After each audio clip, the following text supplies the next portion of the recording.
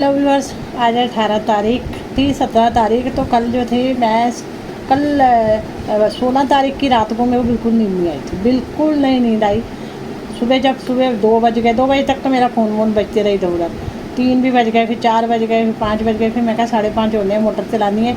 3-4 दिन से पानी नहीं भरा कि ख़त्म हो गया तो फिर मैंने क्या करा, मोटर चलाई। 5:30 इतने मैंने चलाई थी मोटर, पौने 6 बजे। 7 बजे तक मोटर चलाई। उसके बाद फिर क्या हुआ, 6:30 बजे मेरे को फ़ोन आ गया अमरिंदर का, है। तो वो कहता है कि भाई मैं गंगाराम दिखाने जा रहा हूँ, आप भी आ जाओ मेरे साथ। सुबह सुबह जाके लाइन लगानी पड़ती है ना, अगर प्राइवेट मतलब सरकारी वाली ओपीडी में दिखाना हो ना, जनरल ओपीडी में, तो उसमें सुबह सुबह लाइन लगा के अपना नंबर लगाना पड़ता है। वो कह रहे मैं जो है ना दिखाने जा रहा हूँ, आप आ जाओ। तो मैं कहा चल ठीक है। तो पता बहुत नींद आ रही थी तब, बहुत ज़्यादा नींद आ रही थी मुझे। तो हुआ क्या, बताती हूँ आपको। या उसी नींद में कपड़े कुपड़े पहन के तैयार होकर मैं उसके साथ उसको मिल गई रास्ते में ही, मतलब हॉस्पिटल के बीच के रास्ते में ही मिल गई मतलब। तो वो कहता है मैं तो हॉस्पिटल भी होकर आ गया, वो हॉस्पिटल ही बंद है। मतलब उसमें ना वो जो आजकल हड़तालें चल रही हैं, डॉक्टर सारे स्ट्राइक पे बैठे हैं।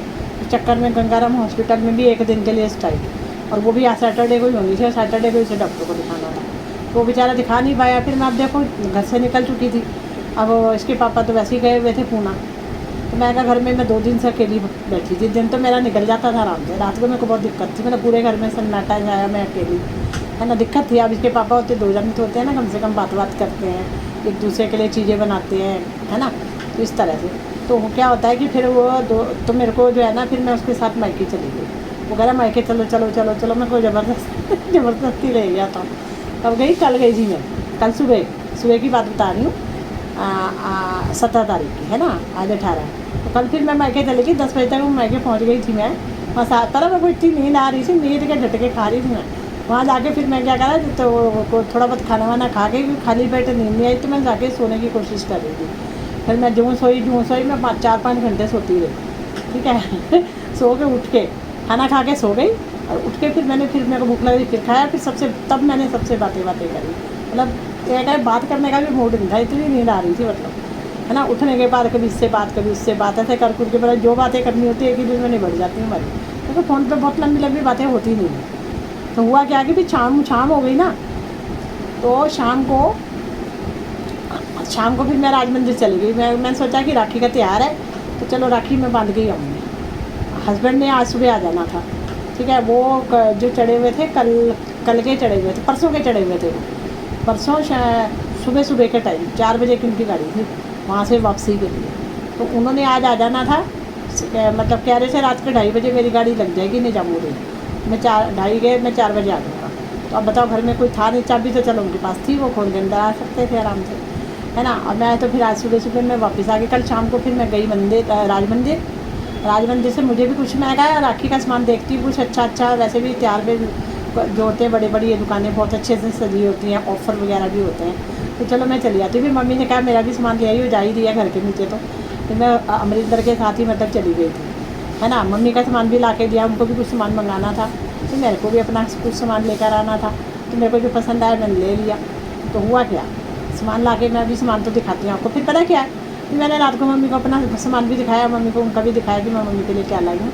उसके बाद फिर रात को फिर रात को मेरे को ठीक से नींद आ रही थी, मैं बता रही हूँ। रात को फिर मैंने दवाई खाई थी अपनी, जो BP वाली दवाई होती है खाई। मेरे को रात को नींद आ गई थी उससे, है ना। पर मेरी पता जाग मैंने अलार्म लगा के सोई मैं कि आज सुबह मैं ना 5 बजे वाली हमारी उधर से बस आती है सीधी हमारे घर तक तो नहीं, तो मतलब रकाबगंज गुरुद्वारे तक आती है। वहाँ से फिर एक और बस लेके मुझे आना होता है। पर वो घर के नीचे से जो बस मिलती है वो रकाबगंज उतारती है मेरे को, चाहे तो आप बंगला साहब भी चले जाओ आपकी मर्जी, है ना। वो नई दिल्ली रेलवे स्टेशन की बस होती है, ठीक है। तो हुआ क्या, तो वो फिर मैंने सोचा कि मैं ना 4 बजे उठूँगी, 5-5:30 बजे तक घर से निकल जाऊँगी आज सुबह। तो मैंने अलार्म लगा लिया था। तो अलार्म क्या हुआ था, अलार्म बजा तो मेरे को नींद आ रही थी बहुत ज़्यादा। अलार्म बंद कर दिया। नहीं, अलार्म मैंने 4 बजे का नहीं लगाया था, मैंने लगाया था 4:45 और 5 का। तो मैंने कहा अगर मैं तब भी उठ गई ना तो 6 बजे घर से निकल जाऊँगी। तो फिर वो क्या हुआ, 4 बजे मेरी जाग खुल गया सुबह, है ना। खुल गई। मम्मी तो वैसे ही, मम्मी की तो खुल ही जाती है जाग।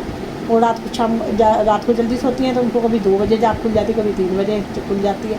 तो ना बातें हो रही थी। फिर बीच में ना वहाँ लाइट भी चली गई 15 मिनट के लिए, पूरे घर में अंधेरा हो गया। पर इन्वर्टर है तो कुछ ज़रूरी जगह तो जल ही रही थी लाइट। तो क्या हुआ कि वहाँ ना मैं भाई को बुखार चढ़ा हुआ था, और वो जो उनकी छोटी बेटी है बेचारी, उसको भी बुखार चढ़ा हुआ था। उसका बुखार तो चल उतर गया, पर जो है ना भाई का अभी भी चढ़ा हुआ था बुखार। पता नहीं आजकल वायरल फीवर हो रहा है ना, वो चढ़ा हुआ था उसको। तो उसके बाद क्या हुआ कि बस फिर वही है, सवेरे उठ के फिर मैंने अपना चाय पी और सैंडविच बना के खाया, सबको बना के दिया मैं सैंडविच, क्योंकि भाभी ने आलू उबाल के रख दिए थे।